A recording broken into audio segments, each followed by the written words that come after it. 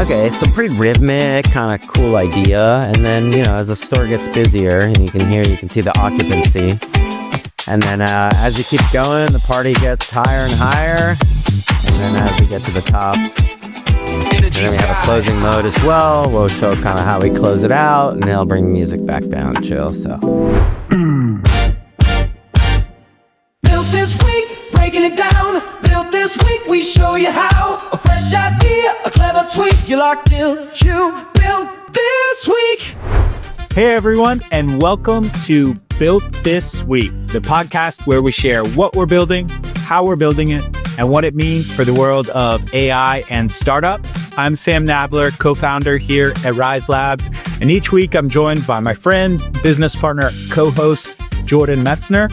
And this week, we have a special guest, Angie, the CEO of Standard AI. Welcome, Angie. Thank you. Happy to be here. Tell me, just in 1 minute or one sentence, a little bit about yourself and a little bit of Standard AI, and then I'll get into kind of our overall docket for the week. Awesome. Yeah. So I'm Angie Westbrook. I'm the CEO of Standard AI, and we are using next generation cutting edge technology and computer vision to bring the type of metrics to brick and mortar that were once only available online. Super exciting. I love building, and we have a great team. So this is a awesome place to be right now with, a lot of emphasis on generative AI. We like to talk about computer vision and all of the awesome things that can bring to brick and mortar retail. Great. So this week, as always, we're going to cover a tool we built in the last week. However, this week we built it with Standard AI in mind, and we think maybe it's a potential product feature that Standard AI can adopt, but it's intended to be fun and just hear your feedback. Then we're going to get into really what Standard AI does. And lastly, we're going to cover the latest, greatest in AI news. Gamma had a massive fundraise. We've covered Gamma previously. SoftBank has some interesting pivots from Nvidia to OpenAI, and a little bit of ElevenLabs, one of our favorite tools. So before we jump in, Jordan, any thoughts on the day? Yeah, super excited chatting with Angie. Thanks for joining us. Obviously, another exciting week in AI, not a dull moment, and lots of new announcements from all top tier companies. So yeah, it's been an exciting week, and let's jump right into it. All right, Jordan, I know you're excited about this one. We've done a few music-inspired tools. So why don't you walk us through what you built? Yeah, well, I think, the idea was originally yours. So I just tried to take your idea and kind of put pen to paper a little bit. But we try to think of Standard AI in mind. So I've been loving generating music with AI. I love to use Suno. I've tried Udio and ElevenLabs APIs and some other tools as well. And I think this is a really cool way to democratize music production, because now a kid in their bedroom, just like they could with GarageBand, but now even younger, can just describe the kind of song they want and can make whatever they want. And I think that's super cool. And as we know, Standard AI really just focuses on retail. And so we thought, how do we bring music and computer vision and AI all together to build a really cool experience that could be something Standard AI would do? So I don't know if you ever used the DJ from Spotify, but it's an AI DJ. He takes kind of like, the best of your playlists and kind of plays them back to you. And then he speaks to you every once in a while, which is sometimes cool and sometimes annoying, but we kind of took that idea and took it to the next level.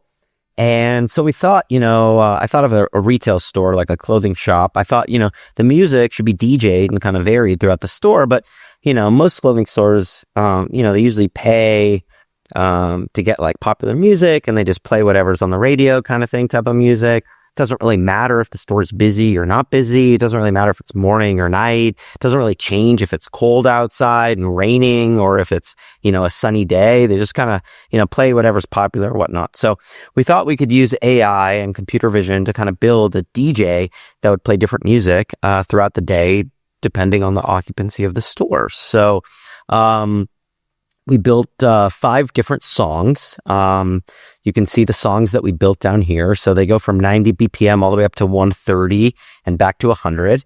And all of these songs kind of map to how many shoppers are in the store. So we've got kind of from opening mode all the way down to like full packed store, and then all the way down to closing mode as well. And so let me just jump into this demo really quick. Anything I missed, Sam, before I do that? No, and our thesis is that, there could be a correlation between beats per minute and, I guess, sales.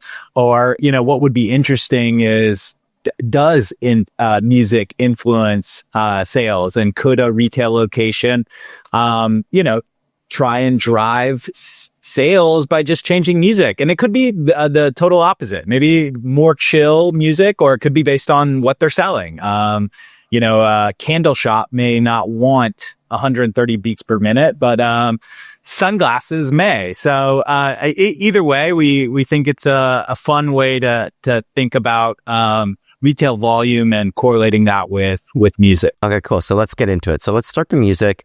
And even really cool here is the intro song has even like a welcome message. Maybe we can get to that. Let's see if we can get there.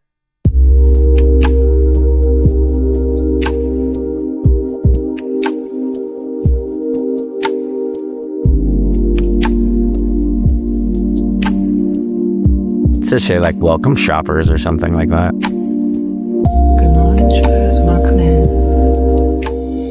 All right, so here's the 11 a.m. beat.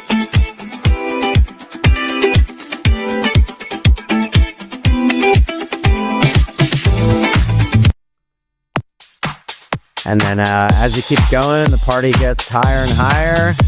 And then as we get to the top, Keep those smiles going.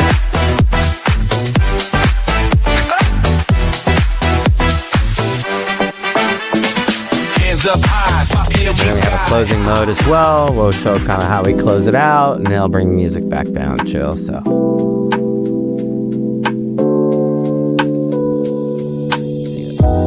cool. All right. So yeah, Angie, love to get your first thoughts on our retail mood AI DJ mixer.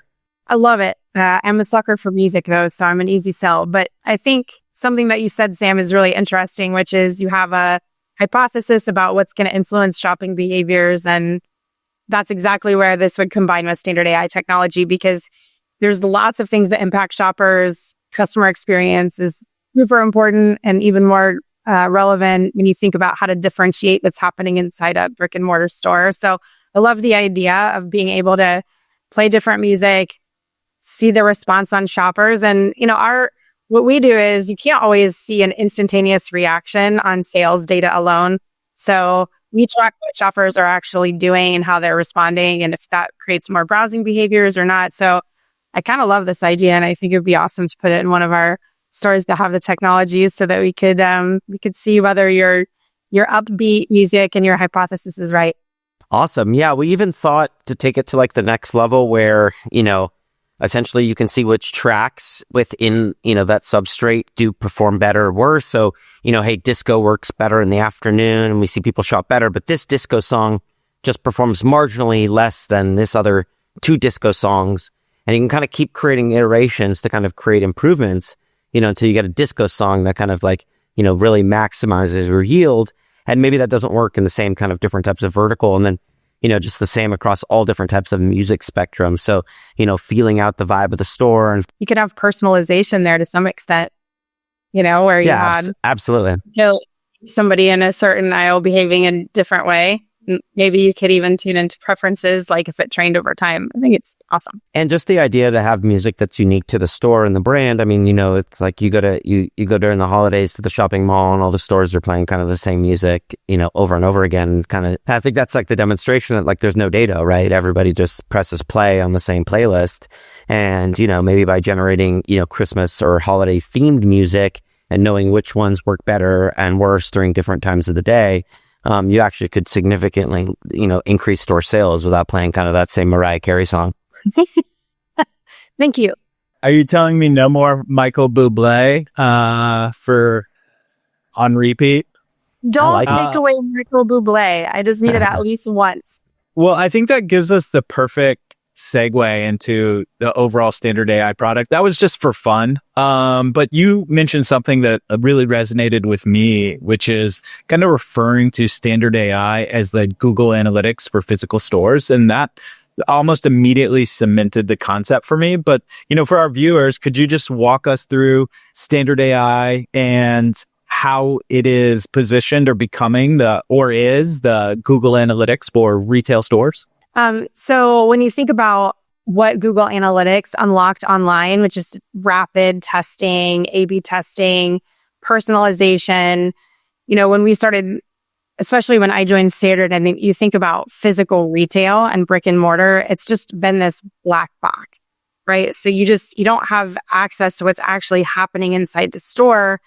You're only able to look at sales data, which is influenced by so many things, seasonality, traffic, weather, all these different patterns. So if you're in the business of, store layout, merchandising, marketing, media, things that you're leveraging inside the store, very, very difficult to know how they're performing with real data. And here now, because of computer vision and being able to deploy right on the security cameras, we can unlock that same level of data set, that same data set, that same level of fidelity that you would be able to use to drive online decisions and do it inside the store. So really exciting, especially for retailers that have both an online and in-store presence. Now they can start looking at metrics that are similar in both places. And it really sets the stage for some cool experience changes that I think will come in the future around personalization and just where it goes next. That's super cool, Angie. Just a few follow-up quick questions. How does this impact kind of speed? Kind of how fast are retailers able to get access to this data compared to, how long it would take them to get access to something like checkout data or other types of data to make actionable behavior? I'm like a operations nerd. Okay, so the thing that I preach over and over again to teams over the years is the importance of leading indicators and metrics over lagging. And so when you think about the delay, it's not just the delay in getting the transaction log data, which can be weeks down the road. It's also just it's such a lagging indicator of what's happening that you can't get that crystallized feedback on how the shopper is responding. And so not only can we deliver it faster, but you can get to statistical significance way faster than you could by trying to use sales data. And a great example of that is if you talk to almost any retailer, if they're trying to set up an A/B test, it's very, very difficult because, to have a controlled environment, perhaps there's nothing more dynamic than physical retail. It's also why I love it, but very, very dynamic. So oftentimes retailers will set aside a store set of like 40 stores, let's say, and they'll try to make 20 a control, 20 of the experiment. They have to run that often for something like 12 to 16 weeks to get enough data to be able to analyze it. And even then, you talk to anybody in this space and they'll tell you kind of have to squint and really study hard to see if you can correlate a lift or anything that happened directly with your decision. And with ours, we've had some of our retailers and our customers be able to get to statistical significance on feedback of a change within 3 weeks and using only a couple of stores in some instances because they have so much confidence in what that change is doing, seeing the reaction that shoppers have versus only relying on sales data, that they can then scale those insights across the board. That's awesome. So they can experiment faster and then deploy the successful results of the experiment faster, thus like yielding higher results. Exactly. And then you think about the importance of that time factor, in the case where the change that you made was successful and it made the desired effect, waiting 16 weeks to implement it is, a bummer, right? But the bigger problem is what if it created an adverse effect or it had a negative impact? Now you've waited 16 weeks to see that. And even in your stores that you're testing in, it was a negative experience for those customers during that time. So, we think that providing this level of like rapid feedback in the physical retail environment is totally new unlock that they haven't been able to do before. Super cool. I have two questions, and this may be pretty basic, but how does it actually work? Like, what are the retail locations purchasing? What's the setup? And then we did discuss previously this really cool metric called the visual engagement score. I would love for you to kind of walk us through what that metric means and how it's driving change for these locations. Yeah. So first, let me just make sure that I say it's all privacy built, privacy first. So we don't use facial recognition. There are some vendors out there that incorporate that as part of their tech stack. It's always been a pillar of ours to be completely private. And so what we do and what our proprietary algorithms do is we label, it's like 26 parts on someone's body, and we put together, if you see any of our marketing materials, sometimes we have these little stick figures walking around. And that's because that's effectively what we see. We turn all of the customer or any human in that space into effectively, a digital stick figure. And what that allows us to do is when you compare those places that we're marking, you can distinguish people from one another, but you can't identify who they are. So those parts that we're labeling, they're not like a fingerprint. You can't identify it out of context. And so we can do lots of really cool things with that, because instead of just knowing that a human is in frame, we're actually following how they're moving, where they're gazing, how they're looking. And so the level of confidence that you can have in that data is just a lot more powerful than, just there are some vendors out there or suppliers that will just look at dwell time, for example, and they'll infer that if you stood in front of something that you must have been engaging with it. For us and Sam, that visual engagement score is really a way to, in a physical store, bring what is like a digital impression on your site. And you think about all of those engagement metrics that you think about. Did someone view your content? Did they click on it? Did they share it? Right? There's like a level of engagement that's different. And that's what we bring. So this is a really interesting and important distinction if you're trying to determine how that display is performing or that new product, right? Like the new product example for me is a really interesting and one because it captures exactly what we're talking about here. If you introduce a new product into market, if it's selling, then great, right? But I think it's like more than 90% of the time a new product fails.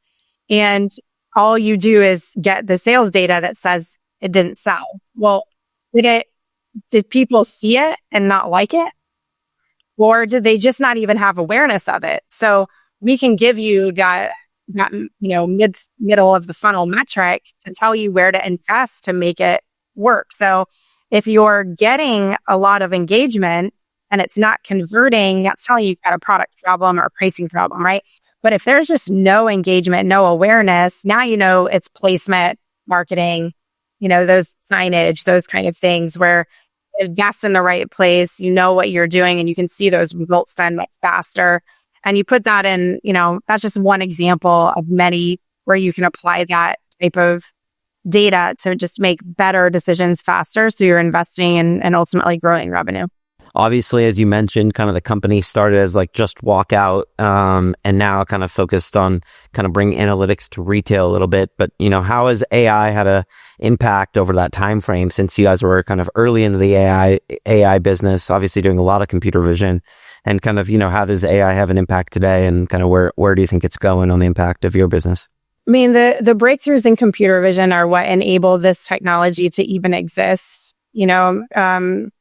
Security camera footage has been around for a long time, but the problem is you just could never process that much data in a way that made it consumable and usable. And so without AI and without these breakthroughs in how we are, able to process data and use it, none of this would be possible. So it's really incredible to see what that facilitates and allows moving forward. And we didn't even get into the sort of predictive piece of it, but like the longer that we're running in a store, because it's, because we have AI, we can start to run predictive models and make more predictive, behaviors in terms of what is going to drive those sales, or simulate making changes instead of having to even do them in a physical store. So not only what it unlocks now, but what it's going to do as we continue to iterate and change and bring new technology into physical stores. It's really incredible to think about all we can do. That's awesome. Really cool product. Super exciting. Seems like just the early days. Probably will lead to a better customer experience in the long run of more personalized, more attuned shopping to what customers love, right?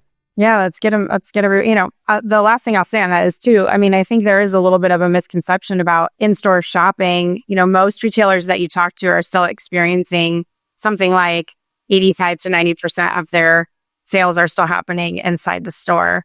So this is an area that we need to be investing in, and as a consumer, I love going in and being able to interact in the store and make those decisions live. And I really appreciate the merchandising that happens inside stores. I'm definitely a sucker for impulse buys. So, anytime that we can continue to invest in the retail industry, which is incredibly important for lots of reasons for the economy, I think it's a great place to be. Amazing. Okay, I'm going to transition to 3 news stories.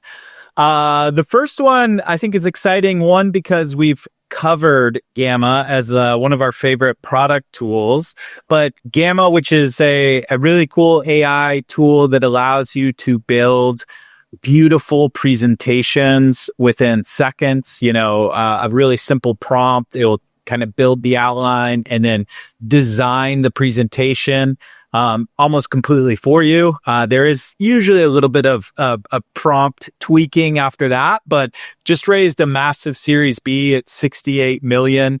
And apparently they're profitable at a $2.1 billion valuation with a really lean team of 50 people. Jordan, I know you've used Gamma. Angie, have you ever used Gamma? No, I haven't used Gamma, but I've used some of the similar products in market too. Cool. It's fun. I recommend checking it out. But Jordan, any top of mind thoughts, as I know you're a fan? Okay, yeah, let's first talk about some of the stats. So $2.1 billion valuation led by Andreessen Horowitz, $100 million in ARR, a team of just 50 people. That's, according to them, $2 million in ARR per employee, which is incredibly large. This is a market. Some of the other numbers are crazy too here. 70 million users and 30 million Gammas created every month. These are just bonkers numbers. Okay. First of all, PowerPoint is a flat presentation format. You would expect AI to just kill PowerPoint.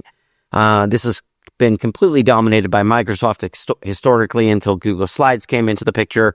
You would expect Google and Gemini and Microsoft with their Copilot to present like something similar to the market to be competitive to this. And I think it just shows like how fast small startups can build a niche inside a market, like, presentations and slide decks, to build just a massive user base. And it seems like Google Slides and Microsoft will probably still go after Gamma, but 70 million users is just, that's an incredible amount of users for a early stage company, and hats off to them. Yeah, I think as, someone who's in the startup building space, there's always the question that we get whenever we're launching a new product that's, can't an incumbent build that? Can't Google build that? Can't Microsoft build that?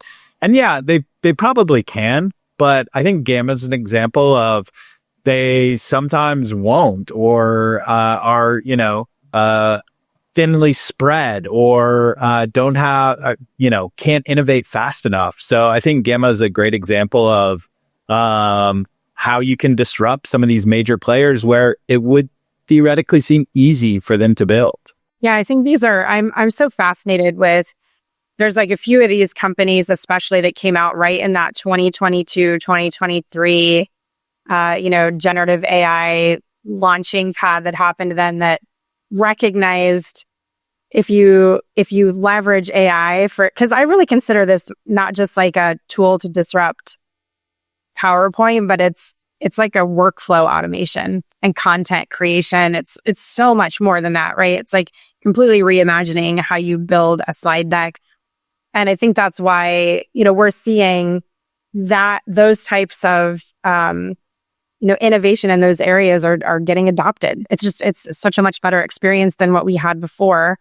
And they know their customer. They're going to be completely focused on this product, which I think is what makes them be able to stay ahead of the big ones, right? And the other thing I'll say that I loved about, once again, the operator nerd in me, but they talk about profitability. That is still relatively new in the VC world. I mean, it was only a few years ago when it was growth at any cost. And now you see these really lean teams accomplishing awesome innovation and doing it with a focus on the business fundamentals at the same time. It's awesome. Okay, cool. So next up, SoftBank sells their entire Nvidia stake and pivots to OpenAI. What I found interesting is this, obviously it seems a bet towards the application layer. I've also heard that this isn't the first time SoftBank has sold their entire Nvidia stake. It's their second time in recent years. And I did hear if they had maintained their Nvidia stake, not selling the first time, it would be worth over $200 billion today. But either way, I think the news is interesting. The pivot away from the chips and towards the application layer. Yeah, I mean, this is sort of classic SoftBank, right? They like to be on the forefront of what's coming next. And they're making a bet on application layer. But look, I mean, I still think the Nvidia is a good bet too. Same. Yeah, I mean, we've seen SoftBank gamble a ton. Obviously, they're a huge investor and owner in AMD. And he's made a ton of gambles in venture capital and has had some big wins, some big losses. I think one thing it does say, ignoring that, he's moving cash out of Nvidia, I think it does kind of put even more pressure and spotlight on OpenAI. And it seems like just over the past kind of, I would say 90 days or so, it seems like OpenAI is now being considered a hyperscaler in the same talks of, a Google, a Facebook, and Amazon. And, I don't know how far away they are from going public, but it certainly seems like they're, kind of joining this Mag 7 crew. It doesn't seem like anyone else is nearby. And I think that this might be the final kind of solidification of that prior to, going public.